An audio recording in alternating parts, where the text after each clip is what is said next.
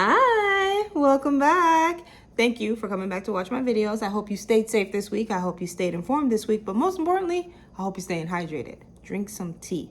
Okay, so in a previous video that I had done, I had stated something that I thought was a mistake, but wasn't, but is, but isn't, but, okay, I don't know. So in a previous video, I had stated that the eldest amongst us was 16 years old. I don't know if she was related to us, is the thing. I always assumed she was, but I'm not sure. Looking back on it now, I'm not sure. But anyway, let's get started. Let me tell you a story. When I was 8 years old, I went to Nigeria. Now, there was one girl who was always with us that if we weren't at our grandparents' house, she was with us at our auntie and uncle's place. She did a lot of the chores. So like now that like with my memory coming back on this, that's why I'm like, was she related to us or wasn't she? I assumed she was. And we didn't treat her like it's gonna sound really bad, but it's not like we treated her horribly or anything. I genuinely thought she was related to us. I just thought because she was the oldest, she like did the chores and everything. So there is a chance she was like our housemaid, but I don't know. So I'm still just going to refer to her as one of the cousins. She was one of our cousins, like an auntie, but like only the auntie because she's 16 years old and she's like the eldest amongst us, but like not whatever. She was, with us. Like she took care of a lot of the like chores in the household, and she also went to school with everyone. I didn't go to school because I was obviously there for the summer. I was being tutored, but like my siblings and everyone, all of them, they went to school. So it was a whole thing. It might have been one of those unique situations where a family member from a different, like from extended family, like sent her to live. I honestly don't know. There are a number of things, but all I know is she was with us and she was family. That's all that really mattered. I remember mostly that she took care of the chores. She did a lot of washing the clothes. She did a lot of like washing the dishes, all that stuff. There is one small memory I have of her. Well, she doesn't know this, but I was a picky eater as a kid. And well, one day I didn't want to finish a piece of yam that I had. It was just like a block. It wasn't that big. It was but it was the size of like a rock or a stone. And I didn't want to eat anymore. I didn't know she was outside when she was washing clothes. So literally, like I'm in the kitchen, I'm like, and I threw it out the window. And I hear her yell, "Who is throwing rocks?" And I run. Oh God. Later when she came back inside, I was like, ooh, is she gonna bring it up or is she just gonna, But anyway, but no, that's not even the reason why I want to tell the story. There was something specific that I remember that I was like, oh yeah, that had happened. So, she was 16 years old. So, of course, like, you go through that rebellious phase where sometimes when you want to stick it to the man, you are anti-authority, all that stuff, And sometimes she would get irritated, especially with our grandmother. There was one morning, so every morning we would like wake up and we would like do hymns and pray and then go about our day, We did this every morning without fail. I remember we did this every morning without fail. However, there was one morning when, our grandmother had made her mad, had pissed her off. And this girl was just like, made me mad. And she just decided to rage bait my grandmother. I remember watching this and being like, why are you doing this? Don't do this.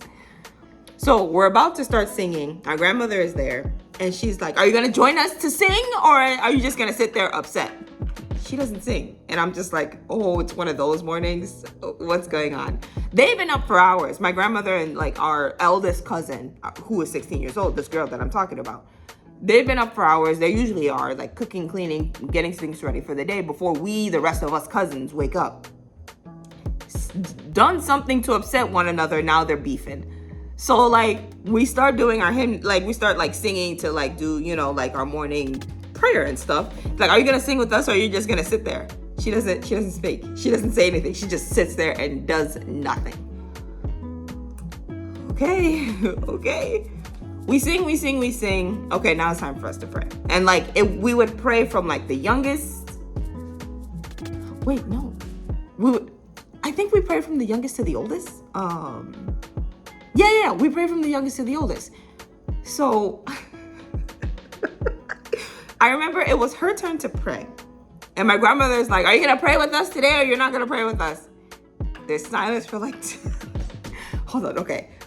Our grandmother's like, are you going to pray with us or you're not going to pray with us? There is silence for like 2 seconds. 2 seconds. And she starts to pray. Our grandmother flies into a rage. She was like, is that how you do it in your house? She goes to grab like something to like beat her with, like one of our shoes to like hit her head. The whole time this girl is cackling, laughing. I'm like, why are you rage baiting this woman? Stop rage baiting it. And like, it was one of those things where you can tell she's irritated, so she's doing everything she can to get underneath my grandmother's skin. And it worked. My grandmother was so mad.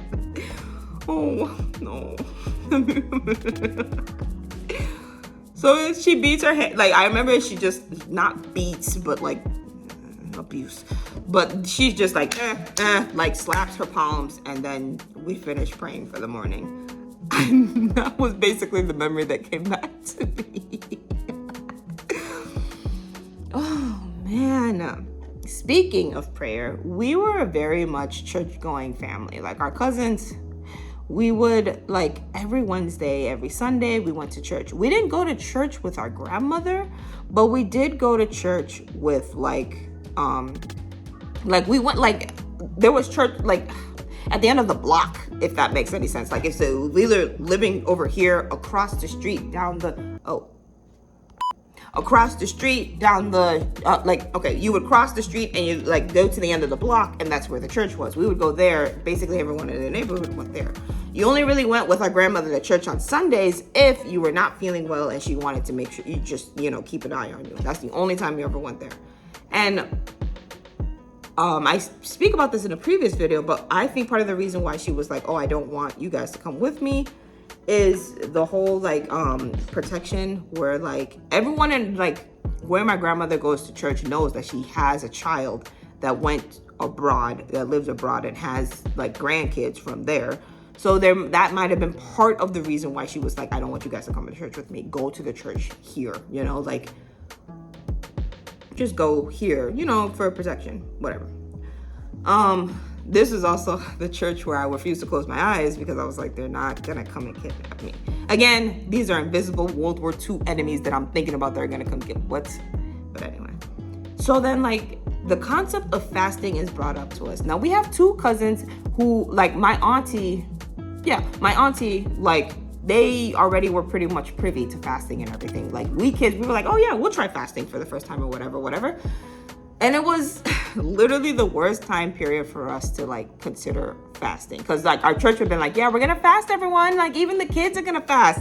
And we're like, yeah, we can do this. It's like, okay, you can't eat for a whole day. Run that by me again. Run that by me again. We can't eat for a whole day. I was like, you know what? Y'all got it. I don't think I'm gonna, I don't think we're gonna fast with y'all. Like, y'all got it. And like there are 2 cousins specifically, they're siblings that like from our auntie, like, oh yeah, we fast all the time. It's not that bad.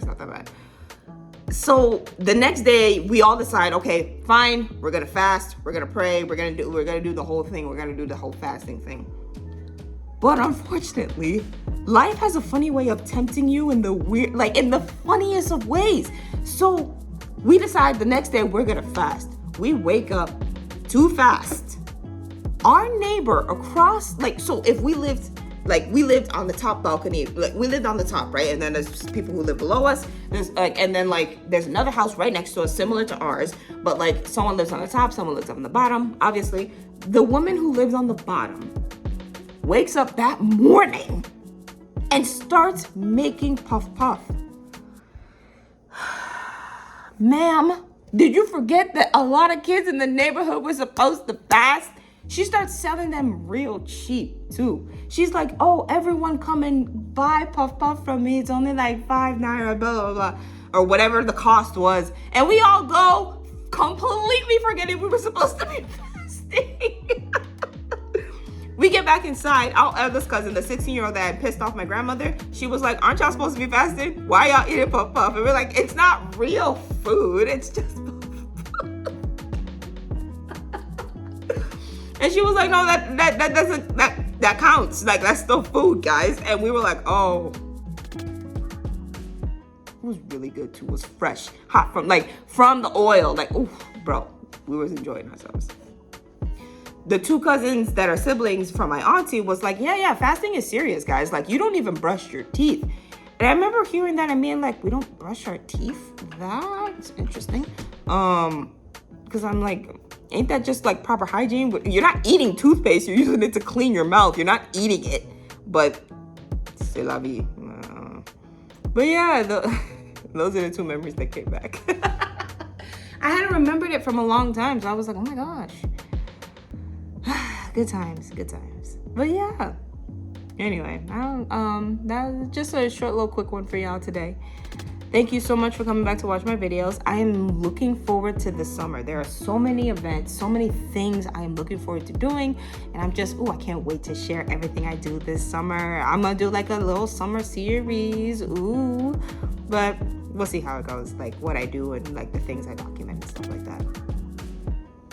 Thank you so much for coming back to watch my videos. I hope you continue to stay safe. I hope you continue to stay informed. I hope you continue to stay hydrated.